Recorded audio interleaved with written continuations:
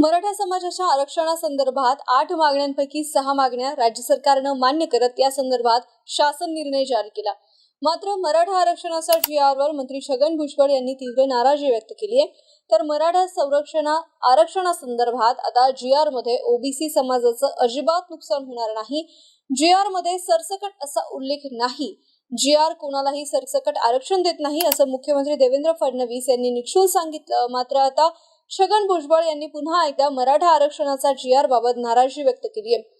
नाशिक इथं पत्रकार परिषदेमध्ये छगन भुजबळ म्हणाले की मुख्यमंत्री देवेंद्र फडणवीस यांचा मी आदर करतो, त्यांचा हेतू चांगला असेल, त्यांचा अभ्यास आहे, पण ज्या पद्धतीने ड्राफ्टिंग झालाय त्या बाबतीत आम्ही अभ्यासकांशी बोललो आहोत। ते बोलले की अडचणींचं हे सगळं झालेलं आहे।